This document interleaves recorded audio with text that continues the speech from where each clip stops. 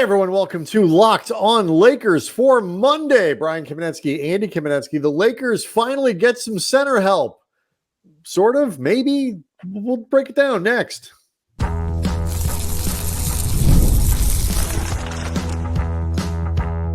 You are Locked On Lakers, your daily Los Angeles Lakers podcast, part of the Locked On Podcast Network, your team every day. Thanks to everybody for making Locked On Lakers your first listen of every day, Monday through Friday, no matter how or where you get your podcasts. This one's always free and never behind a paywall. And Locked On Lakers on YouTube is where you can go hang out with over 25,000 subscribers to the channel, Andy, all of whom are wondering about the newest Lakers edition, which we will break down here in just a second. Plenty to get to, including Jeanie Buss commenting on the offseason criticism. That was something we had on the agenda for last week and didn't quite get to. And finally, Andy, some decent news about injuries, players that actually might and should be and are expected to be back in the Lakers rotation. That is always welcome news. Doing to let everybody know that today's episode is brought to you by FanDuel. Now through September 22nd, all FanDuel customers can bet $5 and get a 3-week free trial of NFL Sunday Ticket from YouTube and YouTube TV. Visit FanDuel.com to get started. Andy, the Lakers finally got their man. They didn't lose out to another team. They didn't get outbid anything, but the Lakers did make a move this weekend to help in the front court rotation, maybe. Yeah, the Lakers are expected to be signing 7-footer Christian Koloko to a 2-way deal. There's nothing official yet. It had initially been reported, I believe, by Shams from The Athletic and Stadium. The expectation, at least that I've seen floating around, is that they're going to end up cutting Blake Hinson to create one of the 3 2-way deals. There's a limit to how many guys you can have. That would leave Colin Castleton, Koloko, and Armel Traore as their 3 2-way guys. And Koloko's had an interesting short NBA career. He was a high second round pick for the Raptors in 2022 and played sparingly, but got a decent amount of run as a rookie. He played in a decent amount of games for about 15 or so minutes. And then he ended up missing all of last season because of a blood clot issue that had been discovered. And he still has to go through like a panel to make sure that it is considered okay for him to get back on the court. But for LA listeners, you might remember he had played at Birmingham High School in the Lake Balboa, Van Nuys area. He's originally from Cameroon, but came over when he was around 17 to play basketball. And then he went to Sierra Canyon, otherwise known as the high school Bronny James attended. And he played with a couple of other high-profile NBA juniors, Scottie Pippen Jr. and Kenyon Martin Jr., and then went to Arizona for 3 years. And his junior and final year at Arizona, he was the Pac-12 Defensive Player of the Year, the Pac-12 Most Improved Player, and first team All Pac-12. And I went through and watched some YouTube highlights of Koloko, and he's raw. I mean, he is definitely raw, and like any two-way player, there is no expectation that he's going to be on the court, but we'll get into some of this. You can see the defensive potential. When he played, he was graded out as a very good defensive player for the Raptors, very good shot blocker in particular, and a catastrophically bad offensive player. Like, I think if you're thinking, and I know we're going to try to get a little more information on him, just because we don't normally spend that much time on two-way players, but given the need and the prospect of a player that they signed at that position actually getting a chance to play, it's worth the time. But I think a good way to think of him, like a good shorthand, is he is a Jaxson Hayes style player in the sense that he's very athletic, and not terrible. In theory, is a rim protector, very bouncy. The better rim protector than Jaxson Hayes. Much better. He's a much better defender than Jaxson Hayes is overall as a player. He's a better defender than than Hayes.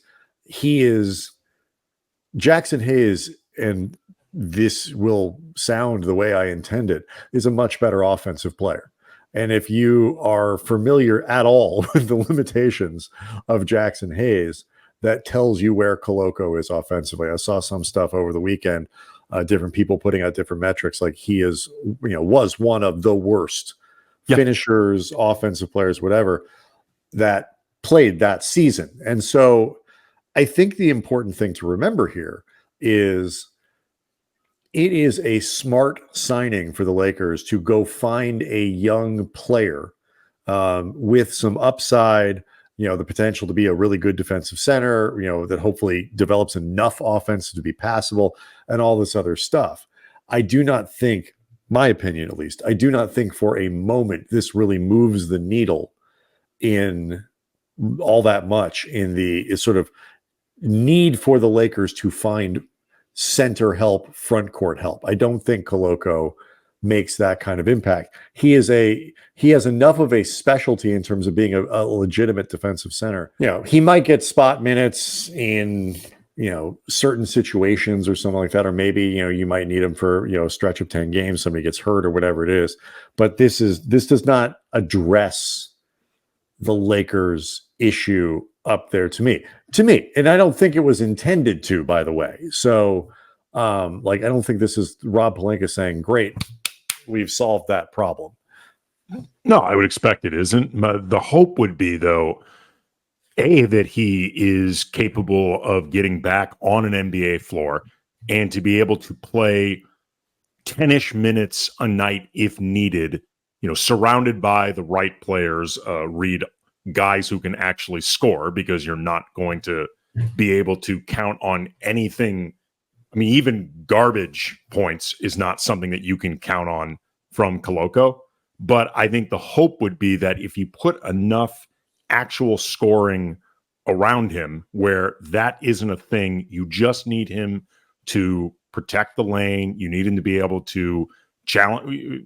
In going over some highlights I saw, like he has the ability to step out a bit in space, challenge shots, recover, like that sort of thing, where if you need to put him on the floor, and if, say, you come up with floor combinations where, all right, we've got enough offense covered, he can provide more of what we are lacking than, say, Colin Castleton in the exact same scenario where somebody needs to be playing when Anthony Davis can't.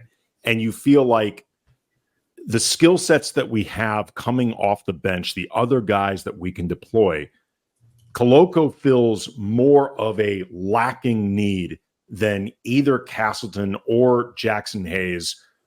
And even if those guys you might think are better overall players, or, certainly in the case of Colin Castleton, he's a way more skilled player, but he is a big time defensive liability, even at the G League level, much less where you'd want him at the NBA. So I think it would be, again, he has to show that he can be back on the floor and trustable and that sort of thing. Right, well, let's assume that he's, cleared to play and all that kind of stuff. I think what he does, and like you said, this is not Rob Pelinka, I have to assume, thinking that the area has been addressed.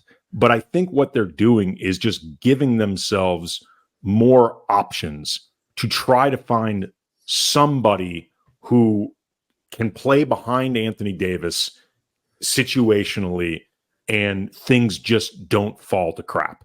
In all honesty, like that's what you're looking for. There are, this gets into a little bit of why I think they chose to keep Castleton as opposed to Hinson. And I guess they could have cut Traore as well.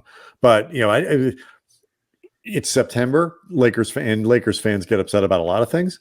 I was surprised at the amount of anger that I've seen on socials Sunday evening as this news, the official signing came on Sunday. It's been talked about even going into the weekend about who the Lakers chose to reportedly have chosen to cut. We'll get into the why and a little bit more about what this could look like in terms of whether or not we'll really even see Koloko playing that much next.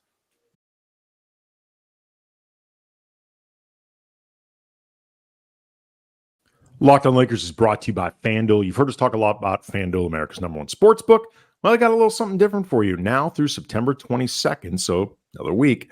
All FanDuel customers can bet $5 and get a 3-week trial free of NFL Sunday Ticket from YouTube and YouTube TV. And then with the YouTube base plan, you'll be able to watch every regular season Sunday afternoon out-of-market game. All you need is a Google account and a current form of payment. Then you can cancel anytime. And while you start getting ready to sign up, you can also think about the 24-25 odds for the upcoming NBA season over at FanDuel. They've got the Lakers, as of this recording, at 35-1 to win the championship. Anthony Davis, 150-1 for MVP, also 25-1 for Defensive Player of the Year. Dalton Connect, 10-1 for Rookie of the Year. Max Christie, 150-1 for Most Improved Player. Visit FanDuel.com/LockedOn. Download America's #1 sportsbook.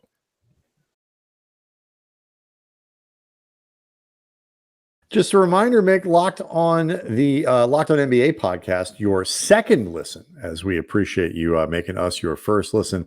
No offseason in the NBA, and you get all kinds of local experts, including people like us, who pop up on that show. Andy sometimes helps steer the darn thing.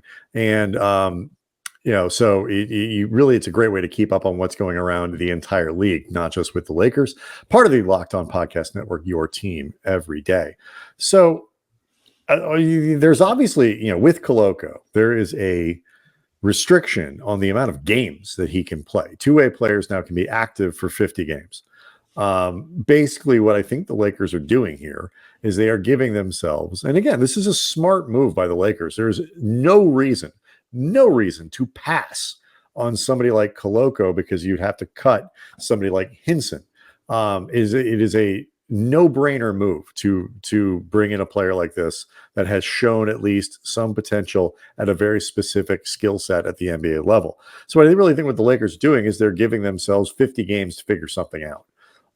They can give him some games and make him active because the Lakers have guys like Maxwell Lewis and Bronny James and players like that who are not going to be active very often. And you're always going to have somebody who's hurt or this and that. Like there's an avenue for a two-way player to come up, especially at the beginning of the season, and get some playing time. And so you buy 50 games, and then by the deadline, essentially, you can decide, is this somebody who helps us? Do we need to go get something else? Whatever, or you convert his contract and cut and trade someone else, whatever. It's one of these things where what I do like about Koloko relative to Jaxson Hayes is that he has demonstrated a specific, being potentially very good at a very specific skill. Hinson has demonstrated the ability to shoot, but I don't think ever would have. I do not think he's an NBA player. I think he's a guy who could make millions playing overseas, but couldn't guard at the G League level, the summer league level. He could, I guess, get into better shape. Maybe that helps. He also has very little specific utility on this roster. Right. Like for Hinson to play, it would mean enough guys are injured that the season is kind of screwed anyway, exactly. As opposed to someone like Koloko or, keeping Castleton, even if you're not sold on them as true NBA players, and fine, whatever, they at least fill a more direct need. Like in terms of addressing something that the team doesn't have, especially with Wood hurt and, Vanderbilt, that front court presence, there's just more of a potential need, even on a smaller scale, being addressed with Koloko and Castleton. And I would even say Traore as opposed to Hinson. Traore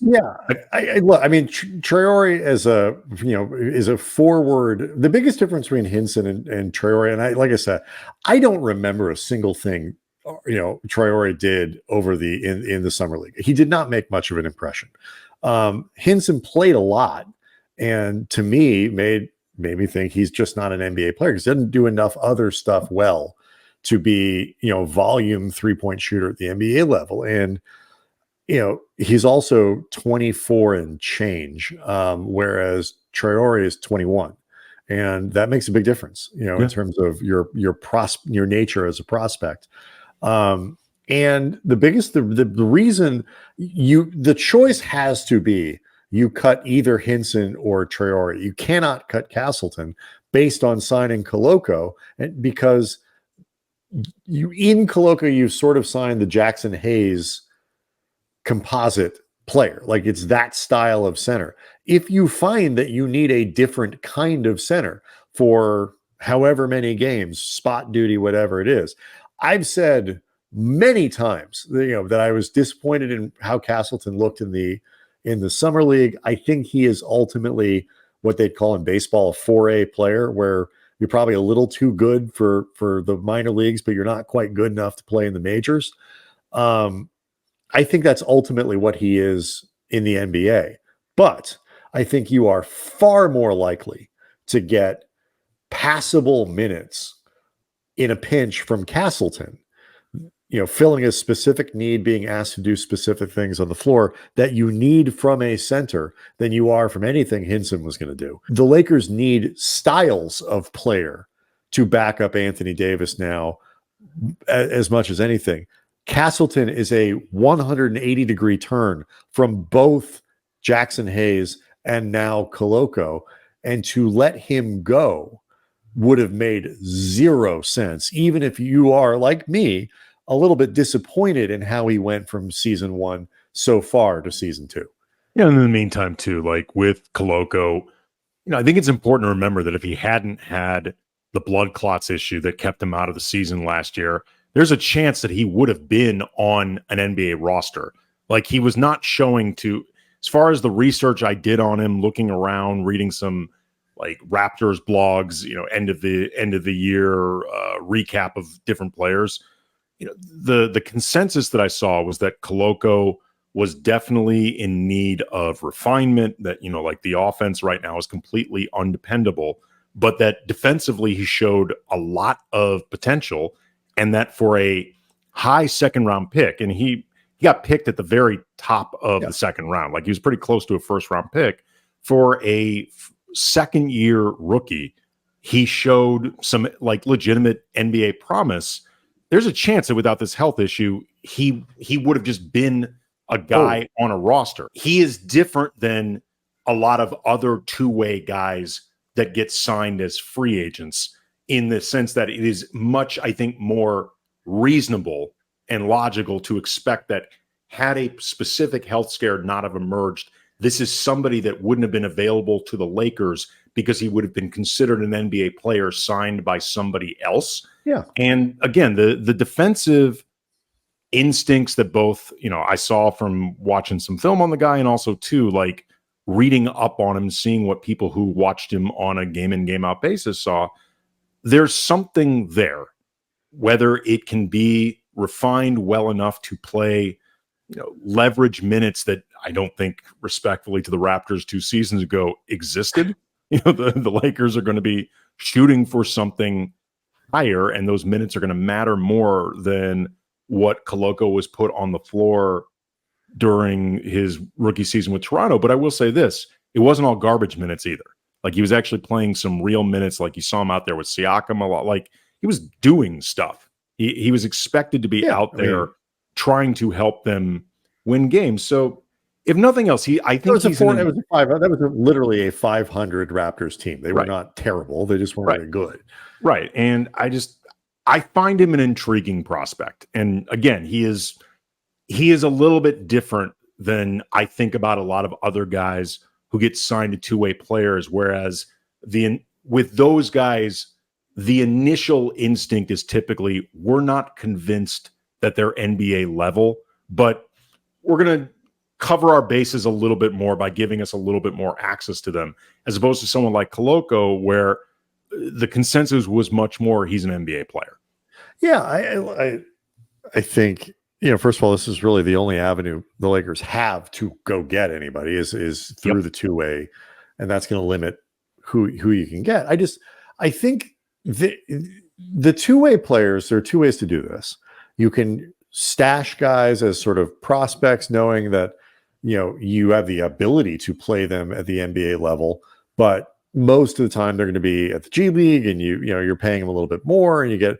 but whatever it is, but you get a player that you think has prospects. You sign a guy. I mean, I think Traore fits that category for the Lakers. 21 years old, very athletic, super long at 6'8". I think his reach is over 7 feet. He's got so like he's toolsy. You hope you can kind of mold that into a player.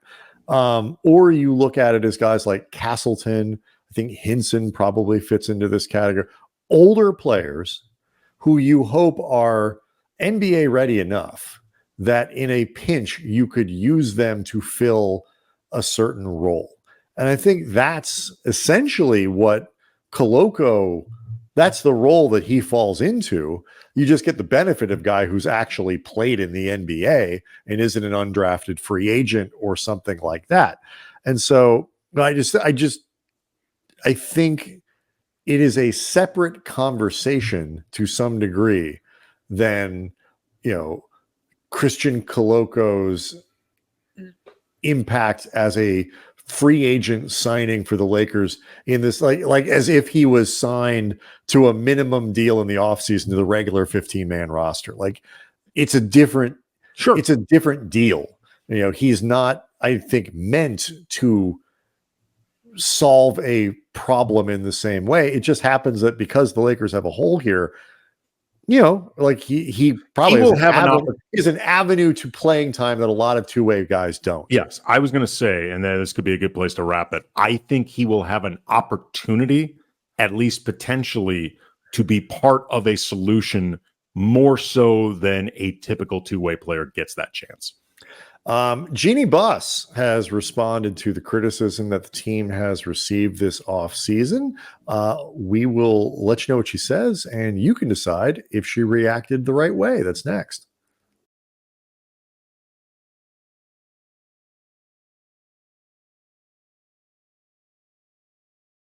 Before we get to Jeanie here, a housekeeping item. We did spend a lot of time over the last 10 days or so talking about players we are concerned will not be ready for the regular season. The good news appears to be Gabe Vincent, Jalen Hood-Schifino, and who's the third? Cam Reddish. Cam Reddish all should be ready to participate fully in training camp. So that's good news for the Lakers, especially with Vincent and Hood-Schifino.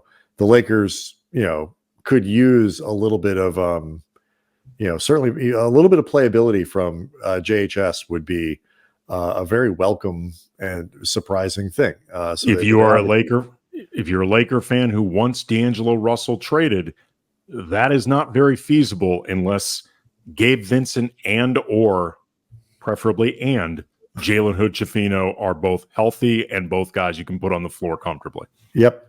So that was some good news. So Jeanie has responded to some of the criticism that the Lakers have received. In an interview with the LA Times, she said, quote again about the lack of activity this offseason and the criticism they've received, quote, really, you got to play basketball and win games. I know the criticism is out there. I know social media is rough waters for everybody. There's always controversy being stirred up on social media. That's why it doesn't really serve me to hype everything up. It's just, you got to do the work. That's how our organization operates. We do the work. We worry about what we control and let the work speak for itself. And she said something similar in another interview with AM 570. Basically, though, like the moral of the story is we hear people and we just got to go win games. The only way to silence this criticism is to go win games. We hear you. well, Succession callback. Yeah. We're here for you. We hear you. I mean, and Jeanie is always very careful about not talking about the basketball stuff and not, making proclamations about what they're going to do on the floor and all that. She will tell you that is not her field, but that is the correct answer. Is we just have to go win games and not trying to justify it with, oh, but we were excited about this and that. We did this. I'm like, make it almost sound like this was the plan all along. She did not do that. She said, we hear what fans are saying. We know what the tone is out there, and we just have to go win games, and that's the way to silence people. I mean, it's ultimately the truth. I mean, it doesn't matter. It doesn't matter what anybody says, positive or negative, about the team until they end up on the court, because there have been seasons that, when the Lakers made that run to the finals in 2008, that had been an offseason where Kobe demanded a trade to anybody that would listen, wanted Andrew Bynum's ass shipped to New Jersey for Jason Kidd, said that he would have played in Pluto. Like, you and I were at that media day when really, truly, nobody was quite sure if Kobe was going to be there or not. I remember Kwame Brown, I was just talking with him a little bit off to the side, him actually asking me, like, do you know if Kobe's going to be here? I'm like, dude, you're on the team, not me. If you don't know, I truly don't know. And they ended up making the finals that year. And even before the Pau Gasol trade, they'd been in first place. Like, they were just way better than anybody, including those inside the building, even with Mitch Kupchak and Jim Buss, I think, outwardly trying to project some type of confidence about, what they had, and, and Andrew Bynum and all that stuff. I don't think they thought they'd be that good either. Sometimes you don't know. And then, the season with Kobe, Pau, Dwight, and Steve Nash, I can tell you, everybody heading into that season thought they were going to be awesome. Those four plus Ron Artest, Antoine Jameson, like Steve Blake, like they had a really stacked team, and they underperformed and couldn't stand being around each other. So you never know how these things are going to turn out. I mean, you and I both know that this organization has rabbit ears, and I can tell you they can claim they don't care what's being said about them. They do. But I don't think she didn't. And it's an interesting point, because like they hear the criticism. She didn't say they don't care. She said that they can't. The only way really she said they have no response. She didn't say that they were not concerned about what fans are saying. So I don't think it's fair to say that they didn't care. It felt to me, at least, like the quotes implied that they're not concerned about what gets said. Like, specifically when Jeanie said, that's why there's always controversy stirred up on social media. That's why it doesn't really serve me to hype everything. Like, it felt to me like downplaying a bit of, I mean, people are going to say things, and what are you going to do when it doesn't matter? That's how it came across to me. And I don't. Yeah, I was just saying, like, I didn't think you finished, but like I can see reading it that way. I can also see reading it as we understand what criticism is out there, and it doesn't. It's for me to come out here and just be like, oh no, and try to sell you something, okay, that fair. Isn't the case. Like, we didn't make a big free agent signing because we have like this plan or whatever. We respect you too much to try to do something that stupid.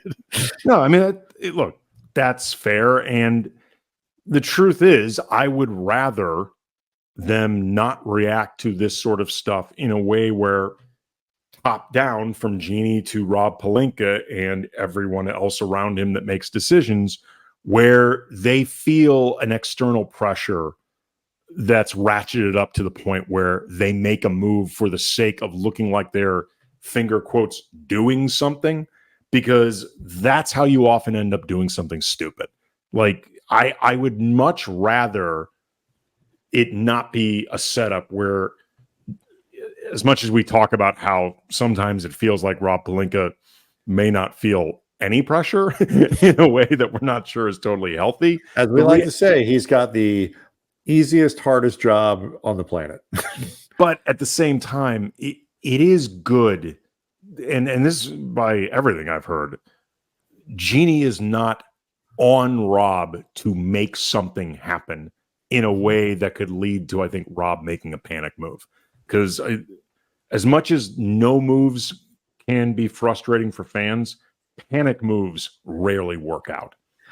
I think it's interesting that because the one point I know we're kind of, and you can debate sort of what exactly is the tone here, what exactly she made it, but regardless of that, it is very clear that they, like you said, they hear what people are saying. They know what the social media criticism is, and it's not even just social media. It's, they know what the media criticism is. It's not just fans that are pointing out the Lakers didn't do anything this offseason and arguably lost ground in the Western Conference at a time when LeBron James and Anthony Davis went over to Paris and showed what they are still quite capable of doing. And so I like that they are willing to acknowledge that they hear it, because there are two things that I think are the absolute wrong thing to do. If you're Jeanie, she's right. There's not a whole lot that she can say.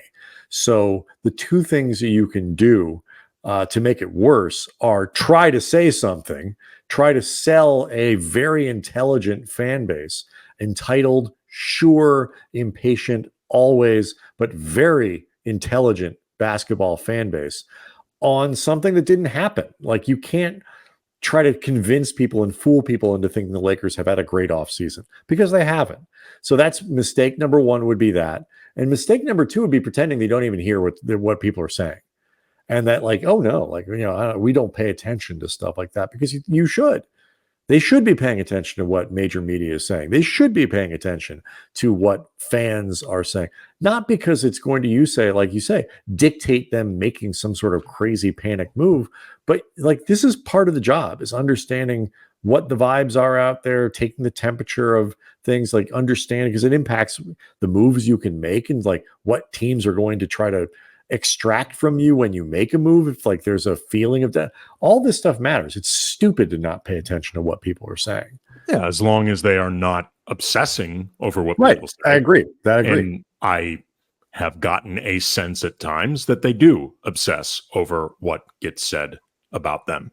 But there is a healthy balance between not obsessing and indifference. They should not be indifferent. They just should not obsess. Yeah. So, it is going to be an interesting training camp. I am looking forward to how Rob Pelinka frames things when he meets the media, whether that's literally on media day. Sometimes they'll do a, preceding thing, where the coach and GM will speak actually before the media day happens and get that out of the way. But either way, Pelinka is going to, field a lot of questions about the lack of activity this offseason, and how he spins or chooses not to spin is going to set a tone really for what people are thinking about this team going into the season. We obviously will do a lot of stuff to get you all the way up to that moment. And it's getting closer. We are getting closer to when the Lakers are going to start playing some basketball. And we're looking forward to that. Send us your questions. Send us your comments. Leave us questions that we can use on the show. Let us know some guests that you're interested in seeing. Like I said, we're going to try to set up a scouting report on Christian Koloko and bring that to you as quickly as we can. Reminder, Locked On NBA podcast. Make that your second listen of the day. You can find it in the show notes. Don't even have to search for it. Part of the Locked On Podcast Network, your team every day. We'll see everyone tomorrow.